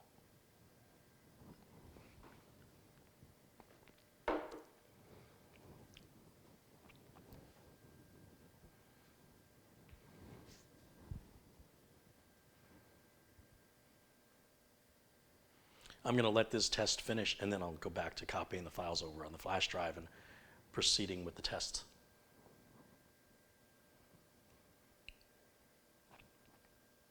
Still a third of what Thready's doing, but Thready's got 3 of these drives. Well, 3 of last year's drives. These are the next generation. Intel also has a next generation of the Intel 660p, which is the M.2 NVMe you see me use all the time. $200 for 2 terabytes is a bargain. So the 665p was just announced, although it hasn't been released yet. I think there's just stock keeping units. The SKU, the SKU number's been released. I don't think anybody's got them in stock. But when they come into stock, I'll probably start using the 665s. A little bit faster, better endurance, lifespan. Although I still haven't seen one of these things die. And in my rig in the office, I've got an Intel 660p 2 terabyte, and I'm constantly writing excuse me. I'm constantly writing and erasing data to it. I have no idea, how much life I've taken out of it, but I don't care. I suspect it'll become too small or too slow long before I'll reach its right limits. And even when it does hit its right limit, it'll remain as read-only at that point. So it's not like the drive crashes or fails. It just won't let you write any more to it after you've reached its peak amount of writing, which should take, I don't know, 20, 30 years for me to hit that, in theory. There's a lot of other reasons a drive can fail. I don't consider that a drive failure. Being unable to write to the drive just means you've worn it out. But you'll still be able to read your data back, so it's not the big panic like when a hard drive fails. Wow, those are just really impressive numbers, folks. Typically, I'm accustomed to seeing write speeds that are relatively slower than the reads. By slower, I mean by 1,000. That's normal. But here we're seeing write speeds that are darn near matching the read speeds, which is incredibly impressive. But it's also a $200. So that Intel drive for $200 is 2 terabytes. This drive is $200 for 1 terabyte. But you want to go faster, you got to spend more money. So it all depends on what your priority is. Do you want the space? Do you want the capacity? Or do you want the speed or the performance? And if you want both, it's twice as much money. So a 2 terabyte Samsung drive was $400. Or you could spend $400 on 2 terabyte Intel drives and have 4 terabytes of storage running at half the speed. However, the new Intel 665Ps are supposed to run a bit faster and have a better endurance. But well, I'll let you know when I get them and we'll test them. Speaking of testing, this test is almost done.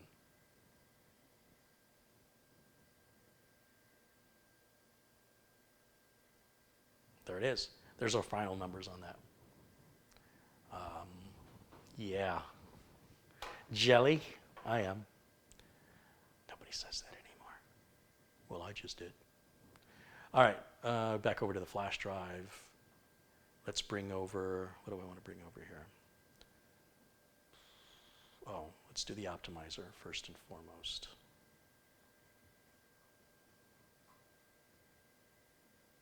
There it is. I always copy the optimizer onto the desktop, and then I use it.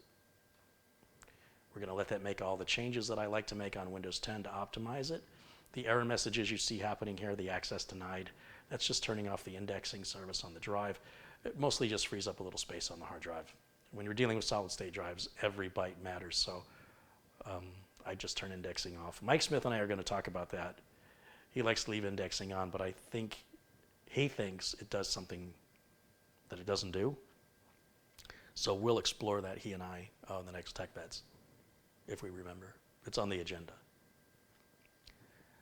So now using Uncle Carey's Windows 10 Optimizer, a link for which should be in the video notes. It's $10.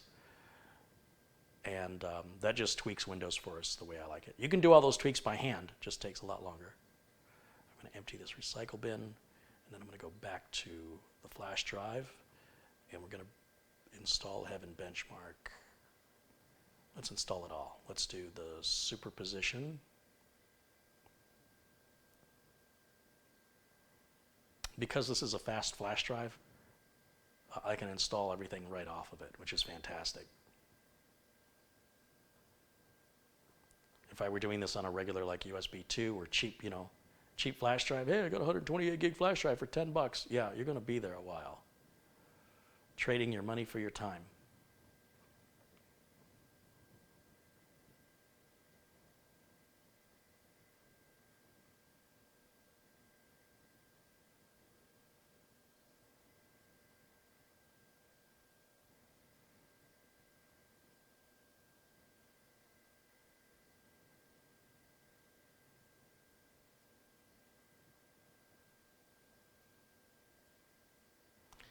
What's going on down here?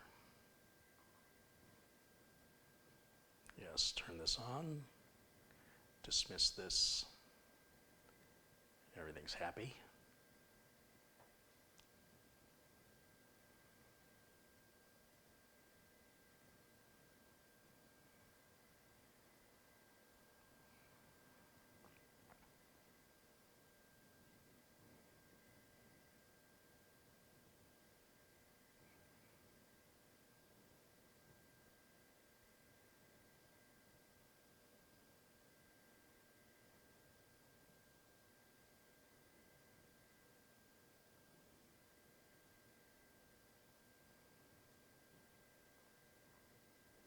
Finished with that one.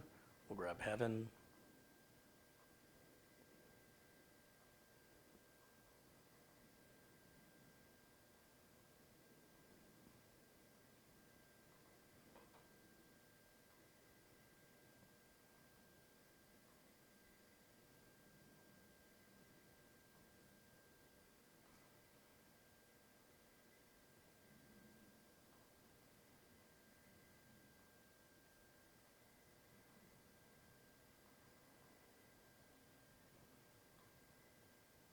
Perfect. So let's do the Heaven benchmark first. And then I will put myself in the corner as always.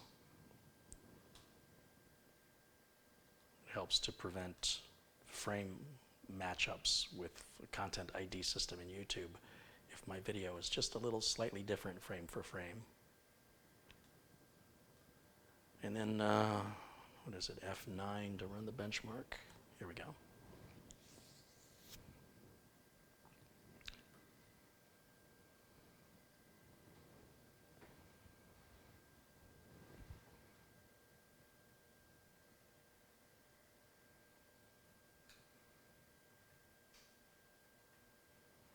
Mario L contributed $10. He says, happy holidays. By the way, how's your father? Wish him and your sister happy holidays. Right on, thank you. He's doing well.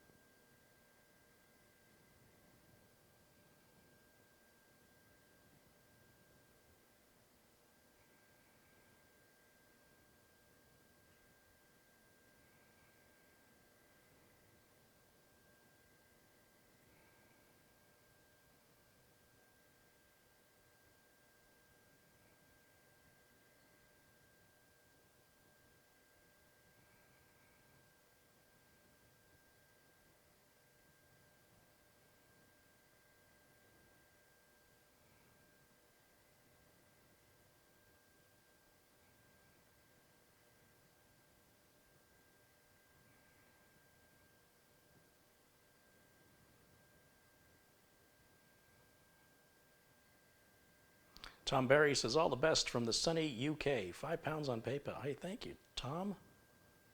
Make you a moderator, my friend.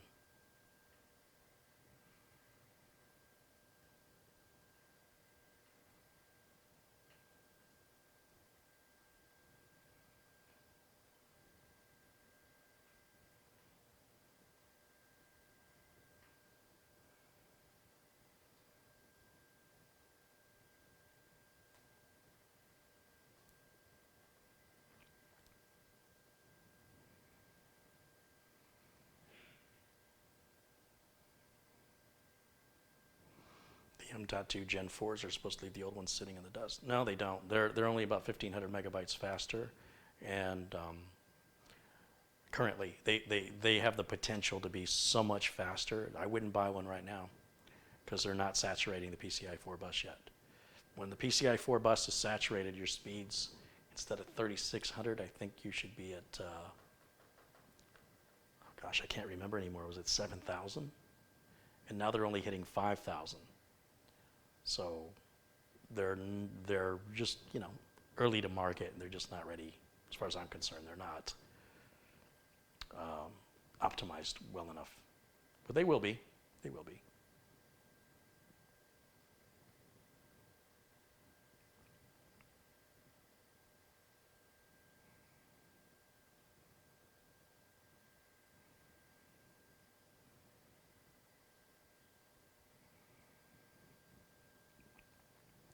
Some of you may wish to see the numbers that my logo is covering up, and I can reduce this a bit, maybe like that. Oops, it's not the right window, is it, Carey? Where is that window? It's this one.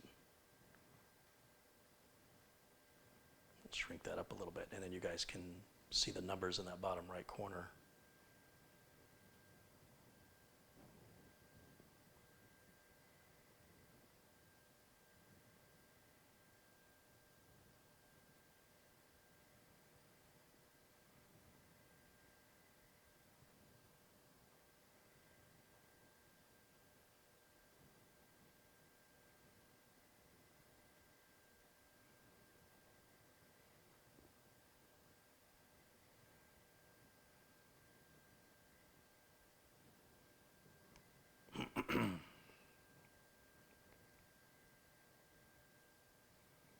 There's our final benchmark numbers for this configuration on this rig.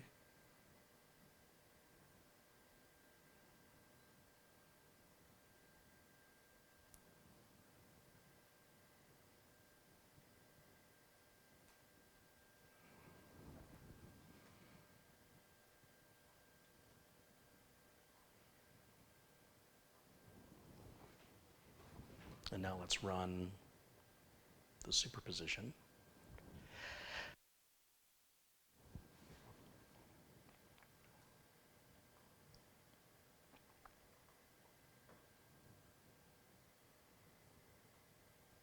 we'll see how this one does.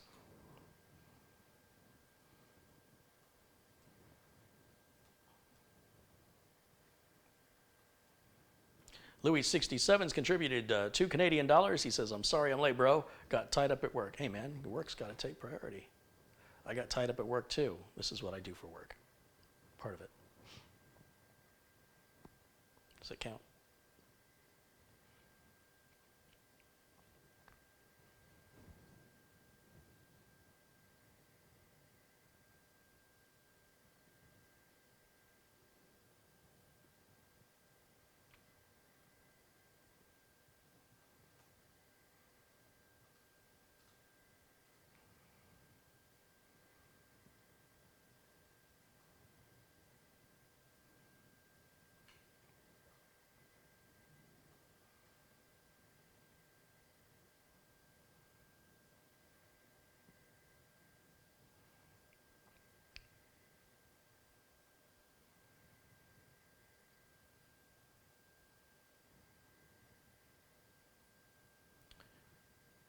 Pogan TX has contributed $5 and says, more Coke money for you. Happy holidays. Hey, thank you. Make sure you're a moderator here. Thank you for that. Knife Lover 184 says, are Dell Inspiron laptops any good? Well, it depends how you define good. I like Dell laptops in general, but depending on what your budget is, you'll get a laptop that's equivalent. For me, the Inspiron is not powerful enough to do what I need it to do, so I had to go to an XPS. That's a $1,500, $1,600 laptop. The Inspirons are a bit more affordable, probably $600 to $1,000. And on the lower end of the scale, they are adequate for average needs. It just kind of depends what your needs are. You're just going to have to decide that for yourself. What I would recommend is avoid AMD chips in laptops. They are power hungry and they run hot. the Intel chips, you look, Intel's been doing this 10 generations now. AMD still has some work to do. So if you want a laptop with a long battery life and good reliability, make sure it's Intel based. That much I can tell you for certain. The AMD laptops, they just don't have as good of a battery life. They run hotter. And reliability is yet as of now unknown because the chips are still too new. And that's my opinion on that.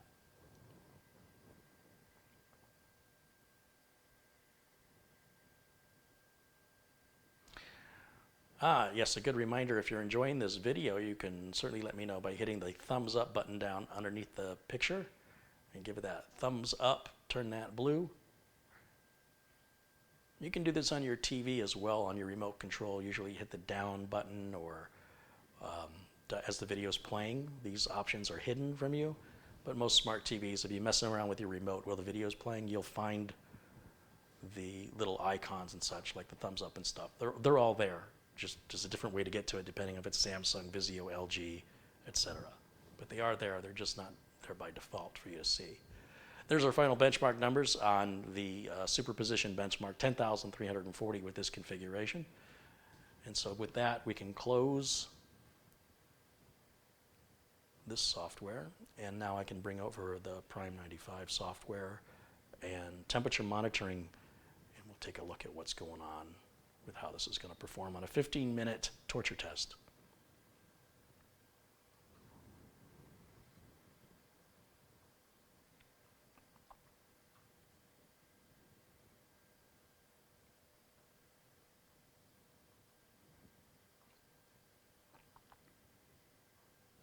We'll bring up the hardware monitor.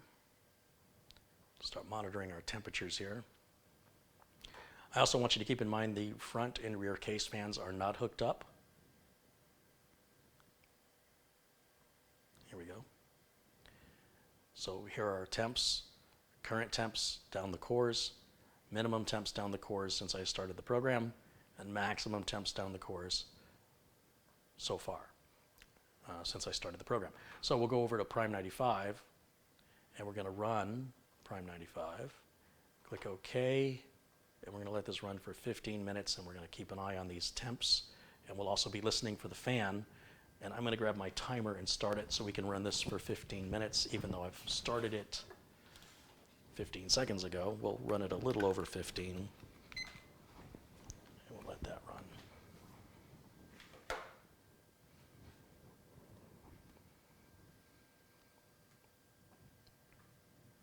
So if you have any questions for me, this will be the time when this test is over. If everything runs well, that'll be the end of today's video. The next time you'll see me will be a new build. What I will do tonight and tomorrow will be to hook up the two fans, DVD drive, and do all the cable management. And I will film all of that, not live. And then that footage will be added to the final edited version of the first part of this video that was aired a couple days ago, today's part, and then the part I will film later showing the final look of the machine once all of the rest is done. It's very boring to watch cable management. There's not much to learn about it. It varies depending on what hardware you've got and what your imagination is. And anyway, and then that will free me up. So by Friday, for sure, I can start Mike Smith of Tech Vets. We're going to start his build. It's going to be an outrageous build, 9900K, Corsair 200R, Samsung. It's very identical to this now that I think about it. I think we're doing 64 gigs of RAM on Mike Smith's machine.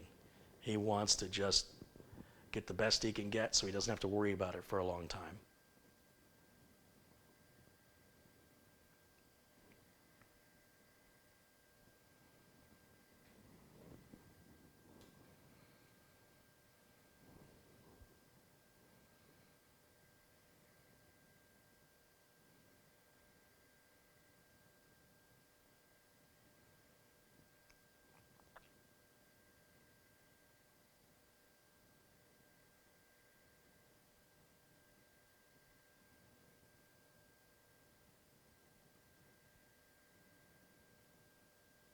Robert Jones says, Carey, look for $5 via TechVets. I love what you do. Thanks. You should see an email from me later on that will say thank you for that, because I will go through those.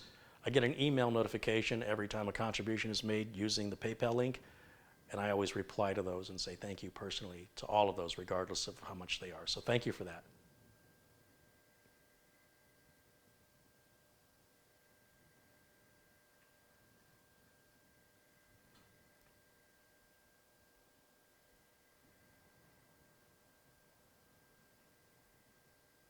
Gary Whitaker says, this Dell Optiplex is a rocket ship. Isn't that incredible, Gary, how you can just give a computer a whole new life with a simple SSD?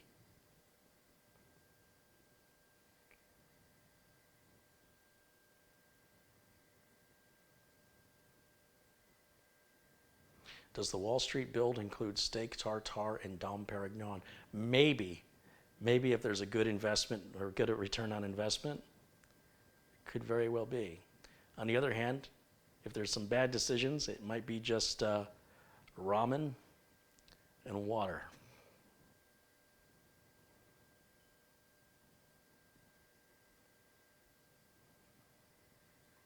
Once again, if you have any technical questions for me, this will be the time to ask. We're 3 minutes and 30 seconds into the test. Temps are still looking good. Everything's quiet, although I wouldn't expect anything to. There's only the CPU fan running. Power supply fan is running. I'm just looking to see if the graphics card fans are running. They are. Just running very quietly.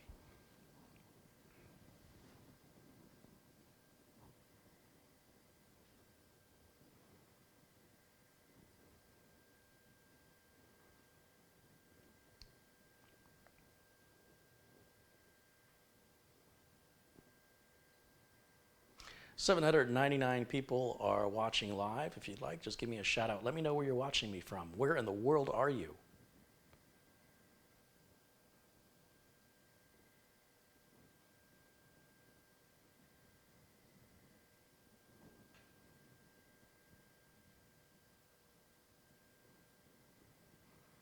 Wonder Woman wants to know, what's the worst thing you've had to deal with for a customer? Paranoia. Customers, when you're dealing with the public and you're dealing with people, some people have mental illness. It's not very obvious at first. You might suspect it. And then the more you start talking to them, the more you realize they're not quite all there. And so it's always a delicate rope to walk with regards to being respectful, but at the same time trying to put an end to it, trying to squash needless and unnecessary support calls.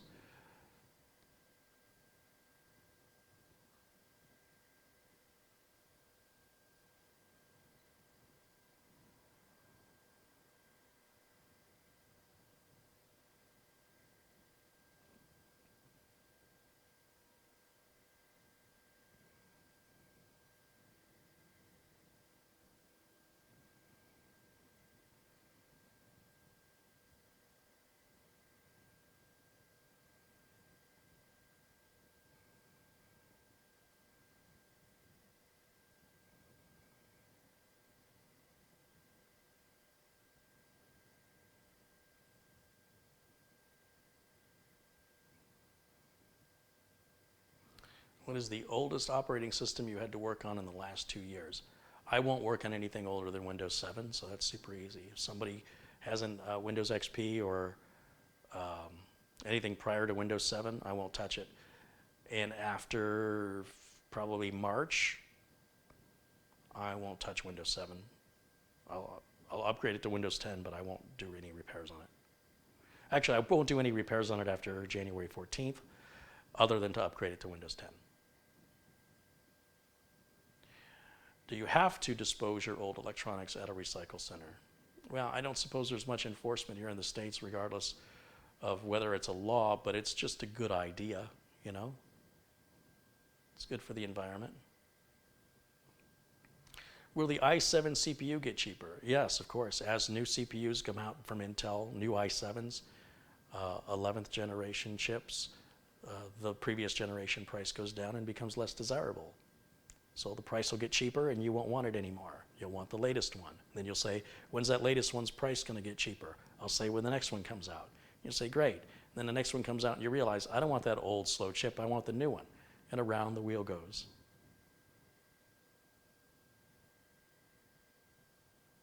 Carey, with Category 8 cables coming out for LAN cables, Ethernet cables, Do you think it's worth buying them? Depends if you need them. If you anticipate upgrading your networking equipment when it becomes available and you want to be ready for it, go for it now. On the other hand, if you're just running patch cables, they're cheap and easy to replace. But if you're running cables in the walls, unless you want to redo all that cabling in the walls, I'd say get whatever the latest and greatest is and do it once. Cabling is becoming less and less important as Wi-Fi continues to expand and grow and become more robust. Most people residential people are relying on Wi-Fi for everything. I've seen people that are literally 6 inches from their router and they're running Wi-Fi. And I'm like, why don't you just run a cable? They don't know. So, and a lot of consumers are using tablets and cell phones where the option to run a cable is not an option.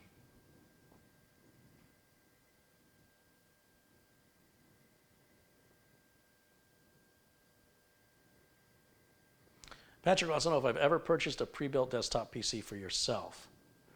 Yeah, I bought that HP that I reviewed. I paid for that just to review it. That's the only time I've ever in my life bought a pre-built PC. But earlier on in the 80s, that was all you had. You know, it was the Atari 400, the Atari 800, the TRS-80 Model 1 and Model 3. All those were, of course, pre-built.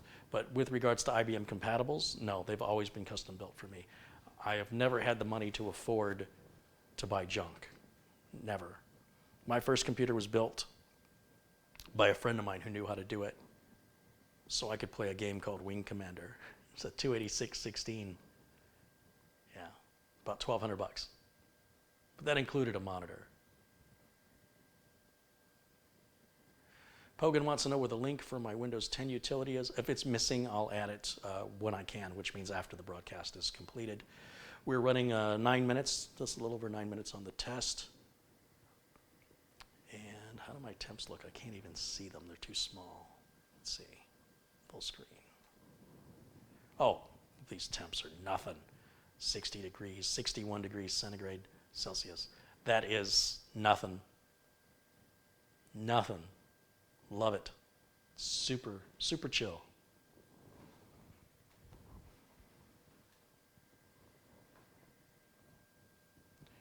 Don't you use laptops, Carey? I have 2 laptops. One's a Sony Vaio from a couple years ago, and the other is my, sorry, computer went to sleep. The other is my Dell XPS. I only use laptops when I have to use them, which means when I travel, if I'm away. They're too restrictive and limiting as far as I'm concerned. I get much more power and much more control with a desktop. I will make the sacrifices in price, in limitation and upgradability with a laptop because I have to. If I don't have to, I don't want one. They're too limiting, too expensive, too easily dropped, too easily broken, too expensive to fix, very easily stolen, and they just don't match the power of a desktop or the upgradability. But when you gotta have it, you gotta have it, you know?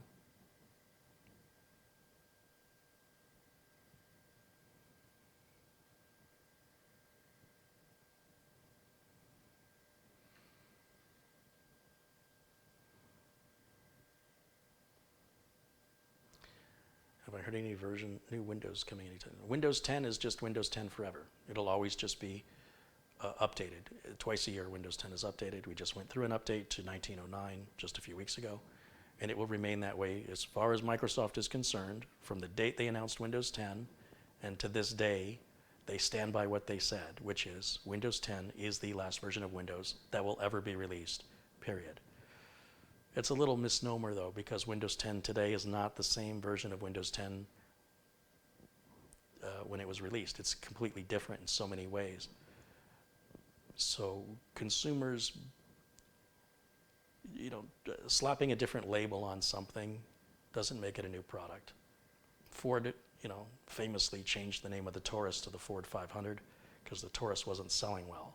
Rather than fix the car, they slapped a different label on it. Didn't sell well. So they took the label off and put a Taurus label back on it. Shouldn't really matter what they call it. It should matter how often it's being updated and how well it's working.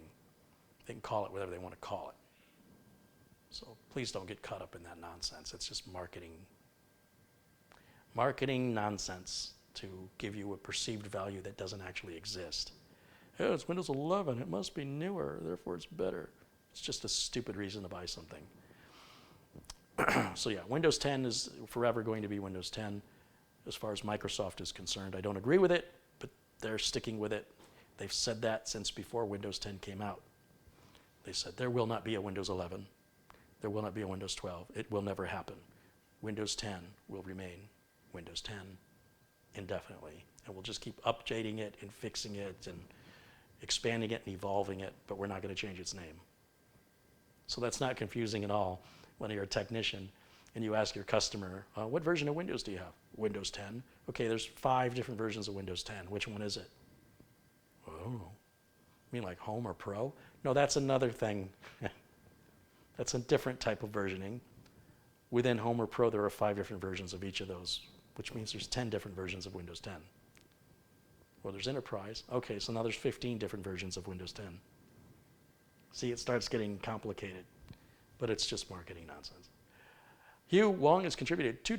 Mr. Carey, run Prime 95 for 20 minutes. I'm curious. Sure, why not? We're already at 13 and a half minutes. We'll let it go for 20. I'll do it.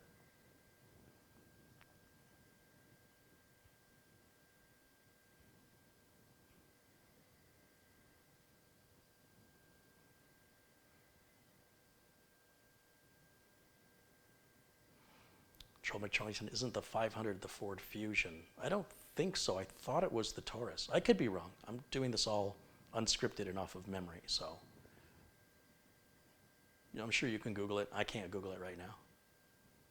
Regardless, the point remains the same.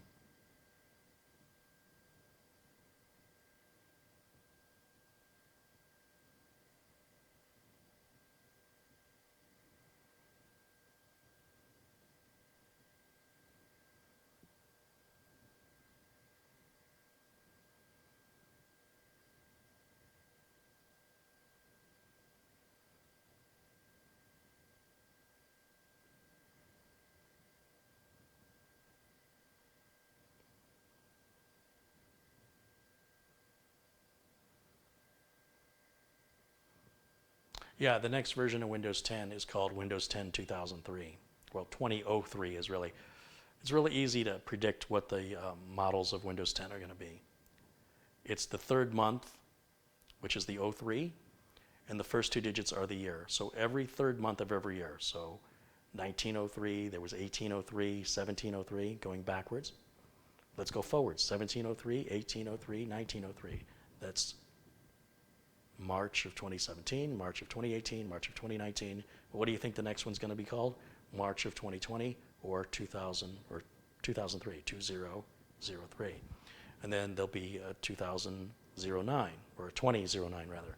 And then there'll be a 2103 and a 2109 and a 2203 and a 2209 and a 2303 and a 2309. That's the way it's working. That is the madness in that method. Gotta love engineers and their naming conventions. It's like owning a Mazda. We don't give our cars names, they're just numbers. You have the 424? No, the CX-5. All right. Sounds like a fax machine. Let's see, how am I doing on my temps?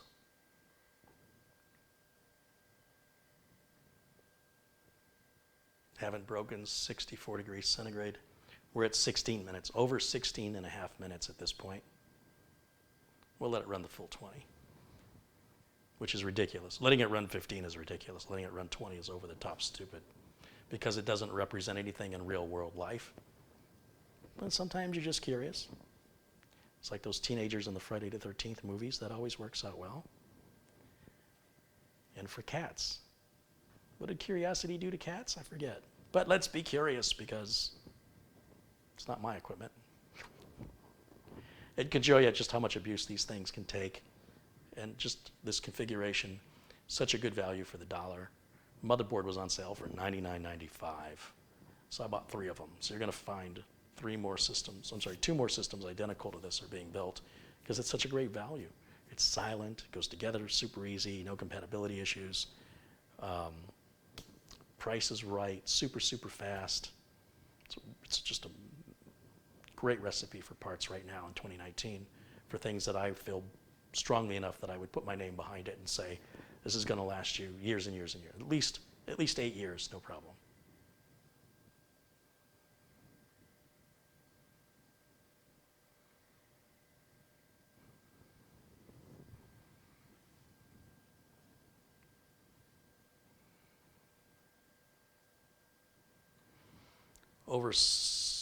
Right, creeping up on 18 minutes. Haven't broken 65 degrees is the maximum we've hit. Very quiet. That Scythe Mugen 5 is just a magical cooler, man. For 50 bucks, you can't beat it. There's just nothing on the market for that price that competes. Not on that price point. And the ease of installation, competitors just, nobody's got anything as easy to install as the Mugen 5. I need to get Scythe to sponsor me. I like their stuff.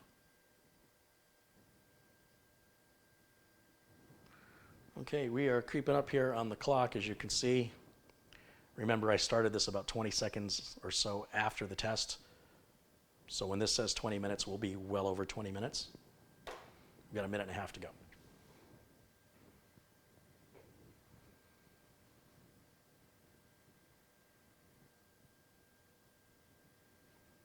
769 people watching us live.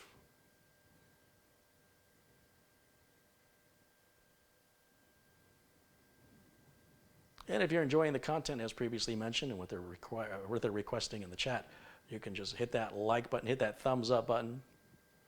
And of course, if you want to make sure you're aware when new content is posted, hit the subscribe button and click the little bell icon right there. It kind of blends in there. But that will send you a notification when I'm live, because I tend to go live on a as available schedule right now, balancing a lot of things, and I will be trying to go live as often as possible throughout the month of December, at least that's a whole different video, at least up through Christmas, and then things will get a little weird. Thomas Robinson has contributed £2 and has a cool sticker. Right on, Thomas. Thank you. We are just about there at the 20-minute mark. Look at my temps.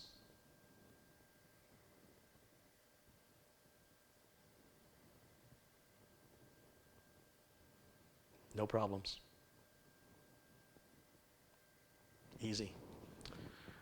Then, of course, everybody always likes this part. This is when I shut Prime 95 down and people watch the temps immediately plummet by about 30 degrees, practically instantly. So what I'll do so you can see that is I'll move this over a little bit. Put that right there. Watch the temps down this row as I come over here and hit stop, which is right here, and then I have to confirm I want to stop. Boom, watch the temps drop.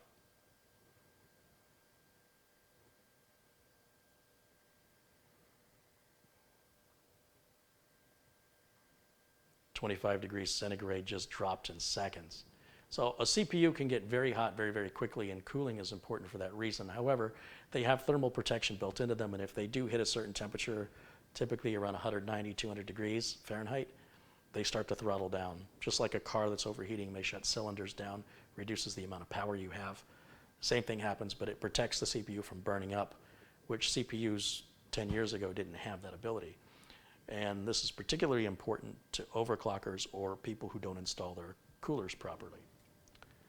Okay, so with that, I can go back to full screen on camera 1.